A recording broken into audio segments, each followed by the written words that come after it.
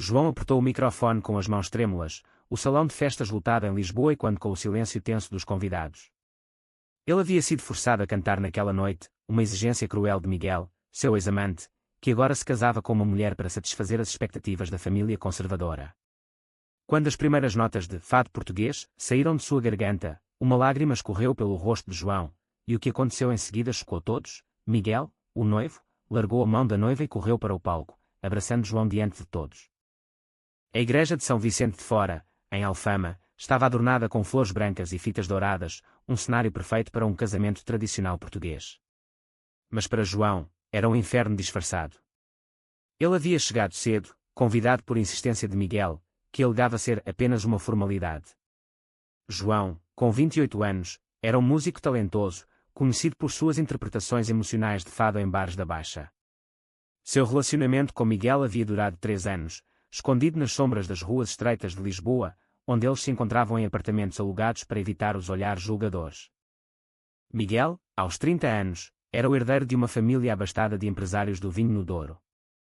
Seu pai, um homem rígido e católico devoto, sempre enfatizava a importância de um casamento apropriado para manter a reputação.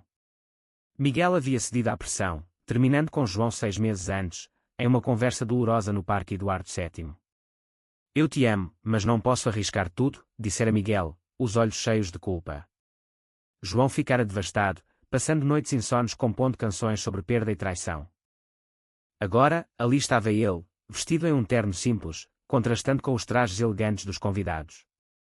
A noiva, Ana, uma jovem de 25 anos de família influente, sorria inocentemente, alheia ao passado de seu noivo. João havia sido chamado para cantar porque Miguel insistira: "Você é o melhor fadista que conheço. Será um presente para nós." Mas João sabia a verdade, era uma forma de Miguel manter um laço secreto, uma punição velada por sua própria covardia. Enquanto afinava o violão nos bastidores, João sentia o peito apertado. Memórias inundavam sua mente, os beijos roubados na ponte 25 de Abril ao pôr do sol, as promessas sussurradas em noites chuvosas. Ele havia tentado seguir em frente, saindo com outros homens em bares gays discretos do bairro Alto, mas nada preenchia o vazio deixado por Miguel. A sociedade portuguesa, apesar de progressos como a legalização do casamento gay em 2010, ainda carregava resquícios de conservadorismo, especialmente em círculos familiares tradicionais. O cerimonialista anunciou, e agora, uma surpresa especial do noivo, João Silva, interpretando um fado clássico. Os aplausos educados soaram, mas João sentia olhares curiosos. Ele subiu ao palco, o coração acelerado.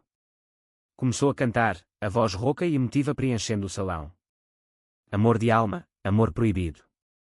As palavras pareciam dirigidas diretamente a Miguel, que estava ao lado de Ana, o rosto pálido. De repente, no meio da canção, Miguel se levantou. Os convidados murmuraram. Ele caminhou pelo corredor central, os olhos fixos em João. Ana congelou, confusa. Miguel subiu ao palco, ignorando os gafes de surpresa, e abraçou João com força. Eu não posso fazer isso, sussurrou Miguel. Eu te amo. O salão explodiu em caos, gritos, choros, o pai de Miguel se levantando furioso.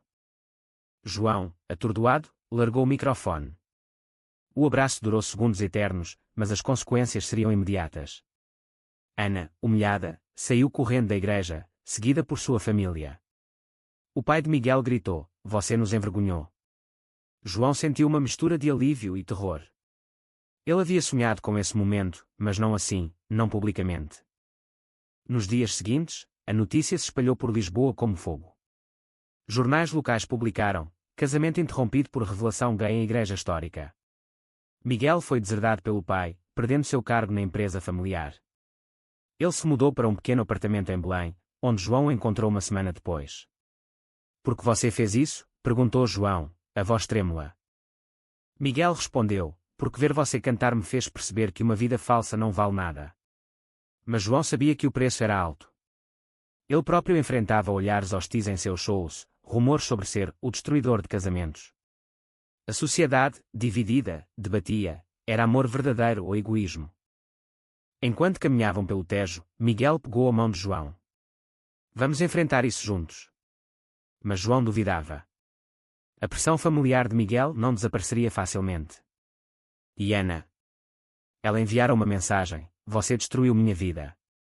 João sentia culpa, questionando se havia manipulado a situação com sua canção. O conflito interno de João crescia. Ele amava Miguel, mas odiava o caos causado.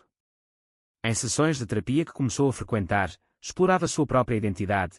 Crescido em uma família modesta de pescadores no Algarve, ele havia-se mudado para Lisboa aos 18 anos para perseguir a música, descobrindo sua sexualidade em um mundo mais aberto. Mas as feridas do passado, bullying na escola, rejeição inicial dos pais, o tornavam vulnerável. Miguel, por sua vez, lutava com a perda de status. Seus amigos conservadores o abandonaram, e ele enfrentava discriminação no trabalho. Eu troquei tudo por você, disse ele uma noite, em tom acusador. João retrucou, você me forçou a cantar. Isso foi sua escolha. A discussão escalou, revelando rachaduras no relacionamento. Meses se passaram, e o casal tentava reconstruir a vida em um apartamento modesto no Chiado. João continuava se apresentando em bares, mas o público mudara. Alguns o aplaudiam como herói da comunidade LGBT, outros o vaiavam por destruir uma família. Miguel, desempregado, mergulhava em depressão, culpando João indiretamente. Se você não tivesse cantado com tanta emoção, murmurava. A pressão familiar intensificava. A mãe de Miguel, uma senhora devota, ligava diariamente, implorando que ele voltasse ao caminho certo. Pense nos seus futuros filhos, dizia ela. Miguel, dividido, começava a questionar sua decisão. Em uma visita surpresa, o pai apareceu no apartamento, oferecendo dinheiro para que Miguel resolva isso, ou seja, volte para Ana ou finja heterossexualidade.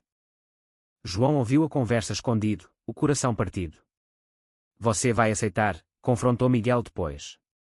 Miguel negou, mas a semente da dúvida foi plantada. João sentia traição se aproximando. Ele começou a se distanciar, passando mais tempo com amigos da comunidade gay, como Pedro, um ativista de 32 anos que organizava eventos no Príncipe Real. Pedro era carismático, com cabelos loiros e um sorriso confiante. Ele incentivava João a abraçar sua identidade publicamente. Você pode ser um símbolo de mudança, dizia. João se sentia atraído por essa liberdade, contrastando com a angústia de Miguel.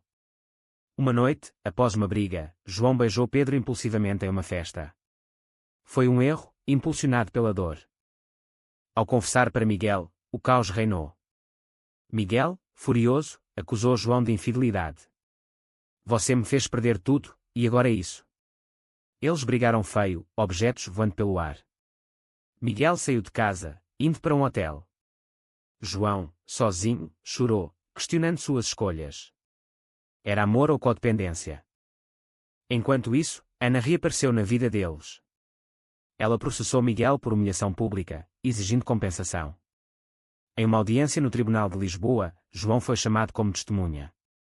Ele hesitou. Contar a verdade sobre o relacionamento passado exporia tudo, mas mentir perpetuaria a farsa. Ele optou pela verdade, descrevendo os anos de amor escondido. O juiz, progressista, simpatizou, mas a mídia sensacionalista distorceu. Triângulo amoroso gay abala a sociedade portuguesa. Miguel perdeu o caso, devendo uma quantia significativa. Ele culpou João novamente. Sua honestidade nos custou caro. João, exausto, considerou terminar. Mas em uma caminhada solitária pelo castelo de São Jorge, refletiu sobre suas raízes. Seus pais, inicialmente chocados com sua orientação, haviam aceitado após anos. O amor não tem gênero, dissera sua mãe. Inspirado, ele decidiu lutar. Ele organizou um concerto beneficente para direitos LGBT, convidando Miguel. No palco, cantou uma composição nova, Caminhos Cruzados, sobre escolhas e perdas. Miguel assistiu da plateia, lágrimas nos olhos. Após o show, eles conversaram. Eu errei, admitiu Miguel. Mas precisamos nos curar. Porém, a reconciliação foi testada quando o pai de Miguel sofreu um infarto. No hospital, ele exigiu ver Miguel sozinho. Volte para casa, filho. Deixe essa vida. Miguel, abalado, passou dias no Douro, deixando João ansioso em Lisboa. Ao retornar, Miguel trouxe notícias. Herdaria a vinícola se corrigisse sua vida. A tentação era grande. É minha herança, disse. João viu o conflito, amor versus segurança financeira. Escolha, exigiu João. Miguel hesitou, prolongando a agonia. A decisão de Miguel veio em uma noite chuvosa. Ele escolheu João, rejeitando a herança. Prefiro ser pobre e verdadeiro. Eles se abraçaram, mas o alívio foi breve. Sem dinheiro, enfrentavam dificuldades, contas atrasadas, empregos precários. João aumentou os shows, mas o stress cobrava toll. Pedro reapareceu, oferecendo ajuda. Ele propôs que João se juntasse a uma turnê de ativismo pela Europa. Você pode inspirar milhares. João, tentado, aceitou uma apresentação em Porto. Lá, longe de Miguel, sentiu liberdade. Pedro confessou sentimentos: você merece alguém sem bagagem. João resistiu, mas a dúvida cresceu. De volta a Lisboa, confrontou Miguel sobre suas inseguranças. Você realmente me escolheu, ou foi por culpa? Miguel, ofendido, retrucou: eu sacrifiquei tudo. A discussão escalou para acusações mútuas de egoísmo. Em paralelo, a sociedade reagia. Uma petição online apoiava o casal, mas comentários homofóbicos inundavam as redes. João recebeu ameaças anônimas, forçando-o a cancelar shows. Ele questionava: vale a pena expor-se tanto? Ana, buscando closure, marcou um encontro com João em um café no Rossio. Eu não sabia, disse ela, chorando. Mas você o manipulou com aquela canção. João negou, explicando o amor genuíno. Ana revelou: Miguel a propusera por pressão, não amor. Elas se solidarizaram, uma amizade improvável nascendo. Miguel, sabendo do encontro, sentiu ciúmes irracionais. Você está do lado dela agora. Isso levou a outra briga. João, farto, saiu de casa, ficando com Pedro. Lá, eles conversaram sobre identidade e aceitação. Pedro beijou João novamente, e dessa vez, João não resistiu completamente, embora parasse antes de ir longe. A culpa consumiu João. Ele voltou para Miguel, confessando o quase erro. Miguel, devastado, viu isso como traição final. Saia daqui. João partiu, coração partido. Ele se mudou para um hostel no Martim Muniz, refletindo sobre suas escolhas. Semanas depois, Miguel procurou terapia, lidando com sua identidade reprimida. Ele participou de um grupo de apoio LGBT em Lisboa, conhecendo outros com histórias semelhantes. Isso o fortaleceu, mas a saudade de João persistia. João, por sua vez, compôs um álbum sobre o tema, ganhando reconhecimento. Um produtor o convidou para gravar em Madrid. Antes de partir, ele encontrou Miguel por acaso no mercado da Ribeira. Sinto sua falta, admitiu João. Miguel respondeu: eu também. Mas precisamos nos curar separados. Foi uma separação amigável, mas dolorosa. João viajou, expandindo horizontes, enquanto Miguel reconquistava a família aos poucos, advogando por aceitação. Em Madrid, João floresceu artisticamente. Seu álbum, Sombras do Amor, tornou-se hit na comunidade LGBT ibérica, com letras sobre luta interna e societal. Ele namorou casualmente, mas nada sério. Notícias de Portugal chegavam: Miguel assumirá a vinícola, mas doara parte dos lucros para causas LGBT, surpreendendo a família. O pai de Miguel, recuperado, começou a dialogar. Eu errei, admitiu em uma carta. Miguel visitou João em Madrid, propondo reconciliação. Eu mudei. João, cauteloso, aceitou um fim de semana juntos. Eles passearam pela Grande Via, relembrando bons tempos. Mas tensões surgiram. Miguel ainda lutava com culpa familiar. Minha mãe reza por minha salvação. João questionou: você pode ignorar isso? De volta a Lisboa, eles tentaram morar juntos novamente. Mas Pedro reapareceu, agora como amigo, alertando João: ele pode te machucar de novo. João ignorou, mas a semente da desconfiança cresceu. Um evento pivotal, um debate televisivo sobre direitos LGBT convidou João e Miguel. Eles compartilharam sua história, enfrentando perguntas duras. Um painelista conservador acusou: vocês promoveram a imoralidade. Miguel defendeu veementemente, ganhando aplausos. Mas pós-debate, um ataque homofóbico ocorreu, vândalos picharam o apartamento deles. Assustados, eles consideraram emigrar. João propôs Berlim, mas Miguel hesitou por laços familiares. A crise culminou quando Ana anunciou gravidez, de um novo namorado. Mas rumores falsos sugeriram que era de Miguel, espalhados por tabloides. Miguel negou, mas o stress o levou a beber excessivamente. João o confrontou: você está se destruindo. Miguel admitiu: eu me sinto preso entre mundos. Em uma noite de confissão, Miguel revelou um segredo: havia tido um caso breve com um homem antes de João, escondido por vergonha. Isso abalou João, sentindo-se como segunda opção. Ele questionou a lealdade de Miguel. Quantas mentiras mais? Miguel jurou fidelidade, mas o dano estava feito.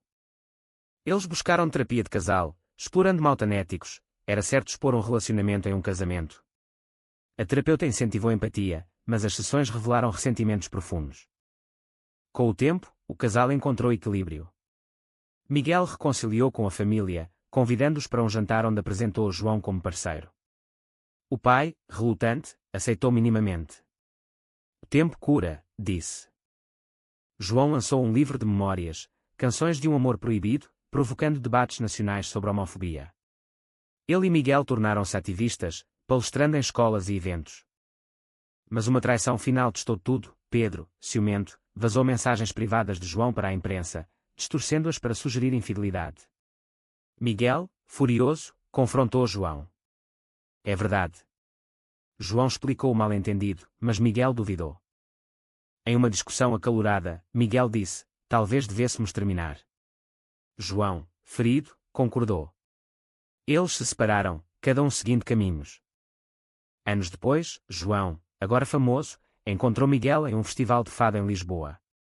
Miguel estava casado com um homem, feliz. Você me ensinou a ser verdadeiro, disse Miguel. João sorriu, mas com melancolia. Ele havia escolhido a solitude, focando na música. Refletindo, questionou: todas as dores valeram? Foi certo Miguel interromper o casamento, ou foi um ato egoísta que causou sofrimento desnecessário?